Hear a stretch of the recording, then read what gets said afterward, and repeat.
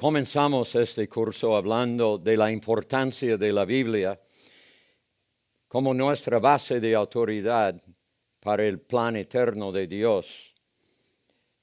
Hablamos del propósito que Dios tenía para Israel por medio de su pacto con Abraham, que Dios nunca ha cambiado su motivo, siempre tenía amor para el mundo en el Antiguo Testamento como en el Nuevo Testamento. Hablamos de la obligación de Israel para cooperar con Dios como sus testigos a todas las demás naciones. Hablamos de la oportunidad de Israel.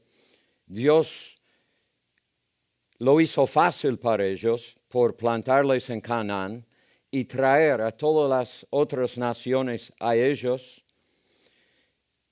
Pero hablamos lamentablemente de la obstinación de Israel de cooperar con Dios.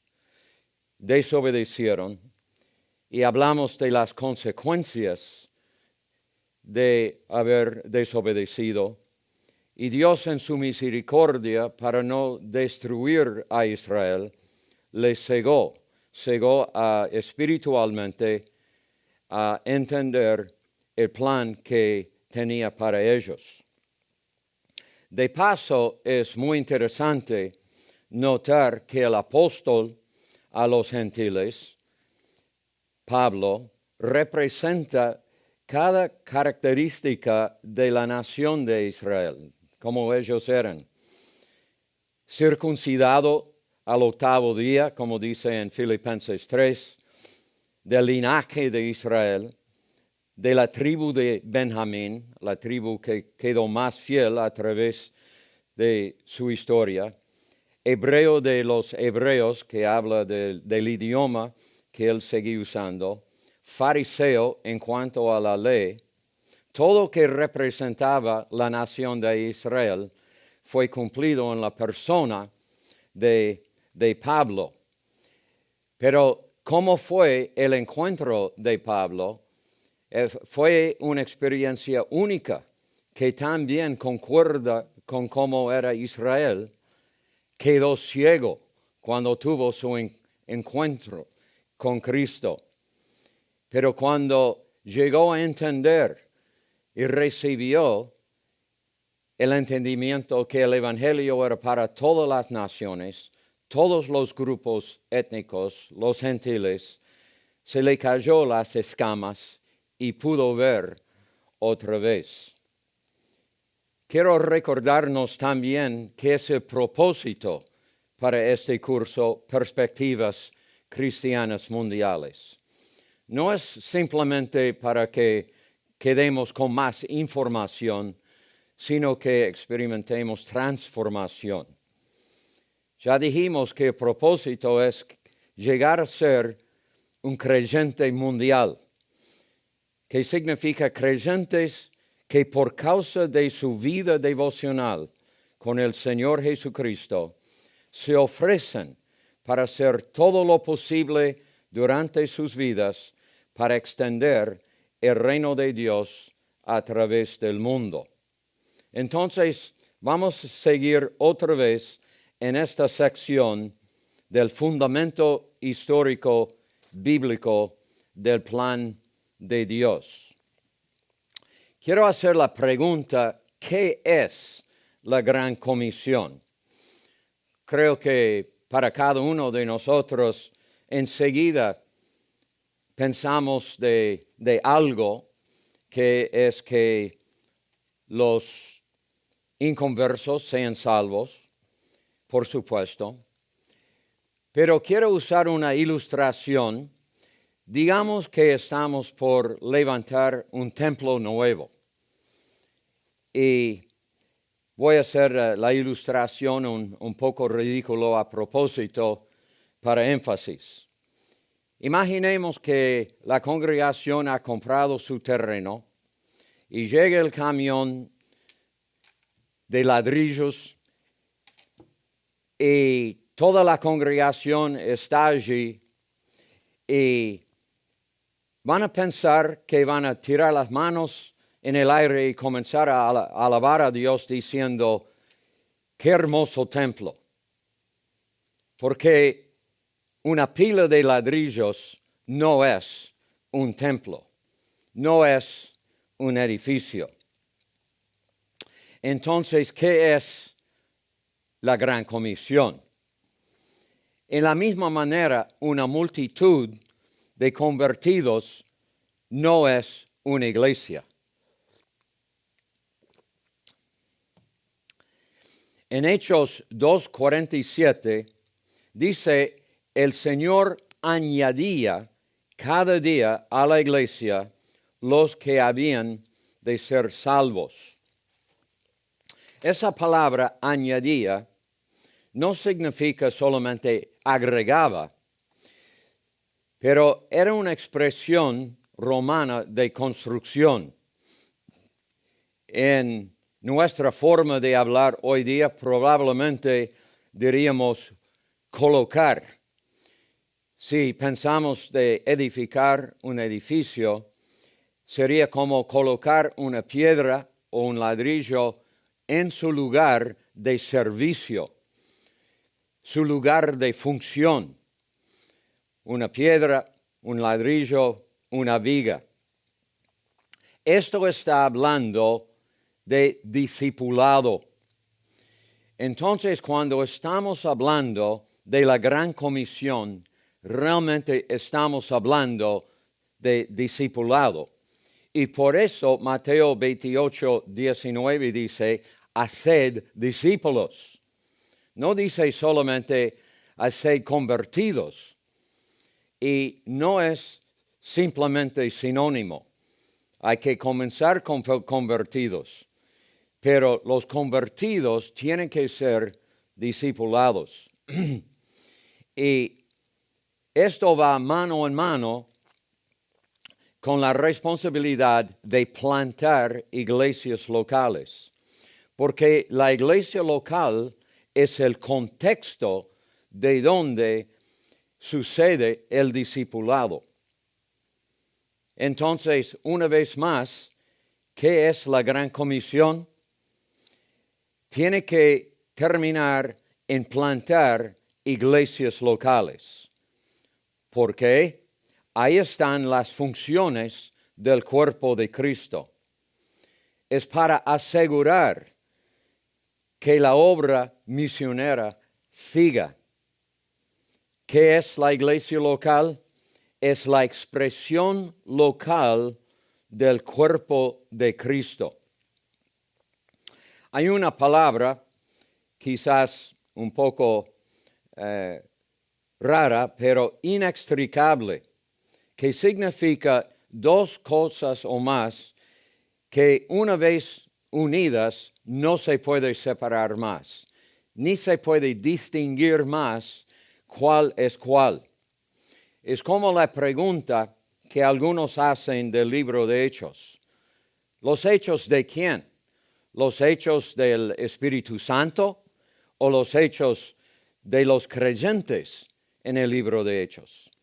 La respuesta es sí, porque no se puede distinguir cuál es cuál más por la intervención del Espíritu de Dios en nosotros.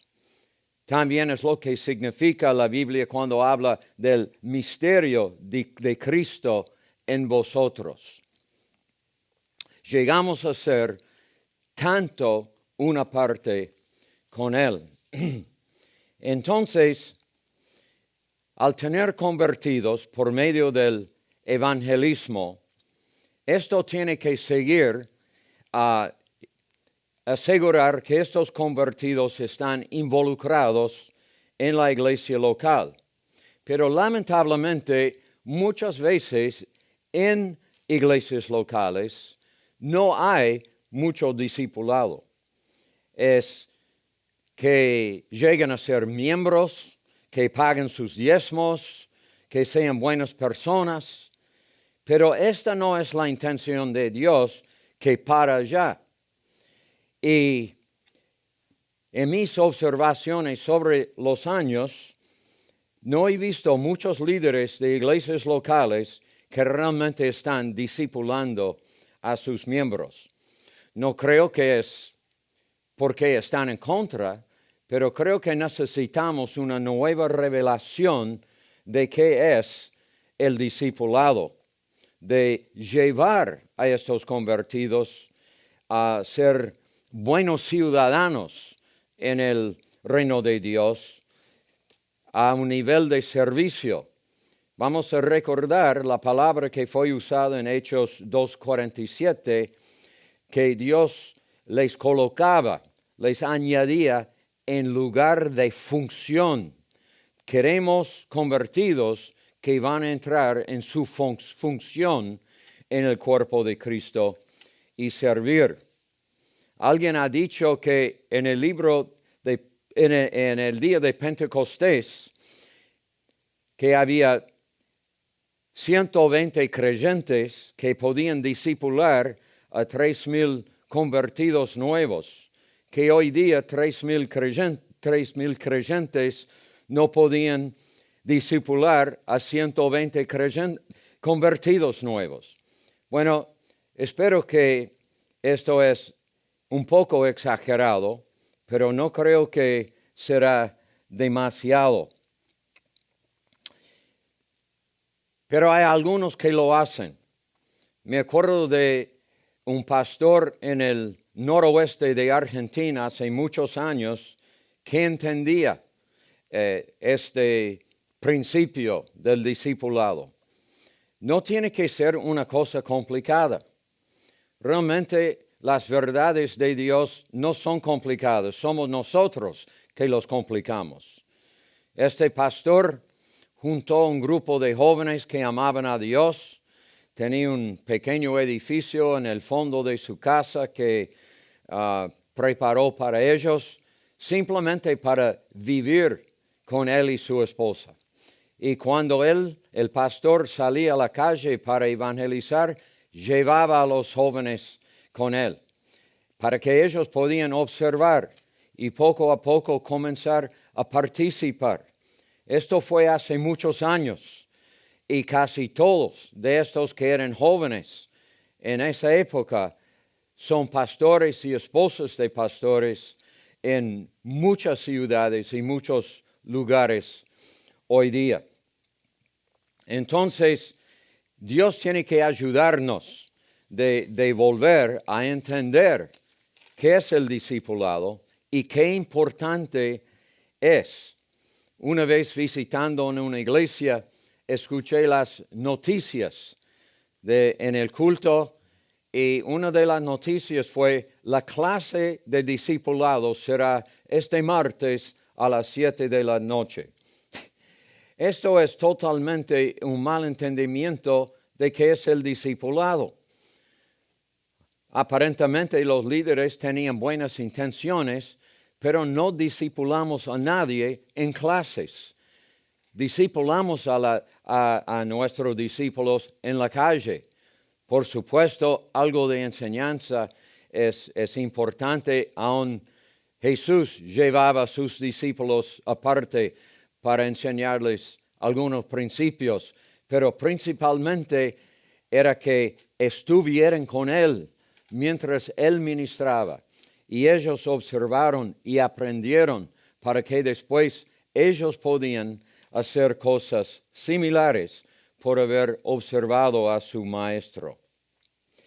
Entonces, que Dios nos ayude, que nos dé una revelación nueva si es necesario, y el coraje para comenzar a discipular a nuestros convertidos. Realmente sería más fácil no discipular.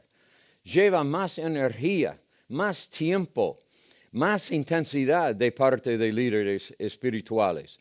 Pero es la única manera que vamos a reproducir nuestro ministerio en la vida de otros y para que nuestro propio ministerio siga quizás para siempre en adelante. Doy gracias a Dios que el Señor nos dio suficiente entendimiento de eso, que podríamos tener el privilegio de levantar algunos líderes nacionales en los países donde servíamos y que ellos también, porque era el modelo que veían, que ellos también siguen levantando discípulos en sus obras y multiplicando y extendiendo la obra de Dios. Ahora vamos a cambiar a otro énfasis en esta última parte de la base bíblica e histórica, a tiempos un poco más modernos, cuando por fin había algunos siervos de Dios que estaban escuchando y entendieron y obedecieron a Dios. Pero antes de explicar quiénes fueron, queremos mirar una estrategia de Dios a través de la historia del mundo, comenzando con el pacto que hizo con Abraham, que comenzó un ciclo que llamamos los patriarcas. Ahora, vamos a ver que Dios comenzó a mover a través de la historia del mundo en ciclos de 400 años, más o menos, no exactamente 400, pero para que captemos la idea. Entonces, Abraham comenzó más o menos 2000 años hace, casi la misma distancia de la cruz en su lado que nosotros estamos más o menos de nuestro lado. Abraham miraba por adelante a la llegada del Mesías como nosotros miramos atrás. Y entre cada uno de estos ciclos, Dios permitió cosas, emergencias en las vidas de su gente para moverles al próximo ciclo. ¿Cómo tiene que hacer con nosotros algunas veces, si lo ha experimentado? Tiene que deshacer nuestros nidos cuando llegan a estar demasiado cómodos para hacernos avanzar al próximo paso de su plan. Entonces, por causa de situaciones difíciles en Canaán, los hijos de Jacob tuvieron que ir a Egipto porque había hambre en la tierra de Canaán. Y vemos otra vez otro ciclo de más o menos 400 años. Al comienzo, la vida estaba bastante bien para los israelitas en Egipto, pero Dios permitió que entraron en esclavitud. Y cuando llegó a tal extremo, después de casi 400 años, por la mano de Moisés, les llevó afuera de Egipto y entramos en el tiempo de los jueces. Ahora, esto también incluye los 40 años en el desierto. Si hubieran obedecido a Dios, no hubieran tenido que pasar por el desierto, pero es parte de este ciclo de los jueces, que también es otro ciclo de más o menos 400 años. Entonces, esto nos lleva al tiempo de los reyes, porque Israel quería reyes como las otras naciones. Y después de esto, llegamos al tiempo de silencio, o algunos lo llaman el tiempo entre los testamentos, el Viejo Testamento y el Nuevo. Silencio porque no había una palabra profética de Dios a su pueblo por más o menos 400 años.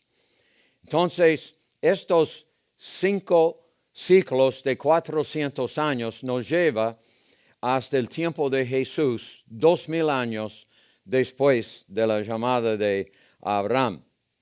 Ya vimos en nuestro estudio ayer que durante todo ese tiempo Israel nunca entendía el propósito por el cual Dios le había llamado. También vimos que ni los discípulos durante los años que caminaban con Jesús entendieron. También mencionamos que la bendición de Abraham siempre sigue a ellos que se rinden a Dios y invitan a Jesucristo en su corazón. Pero la vida siempre se pone más cómoda por causa de la bendición de Abraham. Y esto nos lleva al ciclo del Imperio Romano, pero nadie fue por su propia cuenta, por lo menos en una manera dinámica. Nos lleva al tiempo de la gente celta que hicieron invasiones a Roma, y ellos llevaron el Evangelio de vuelta a Europea Central. Después vinieron los vikingos, y mencioné también el ejemplo de cómo ellos llevaban a nenas de las naciones donde hicieron sus invasiones, llevaban nenas de vuelta a Suecia y algunas de ellas eran creyentes, y así llegó el Evangelio a estos países en el norte de Europa.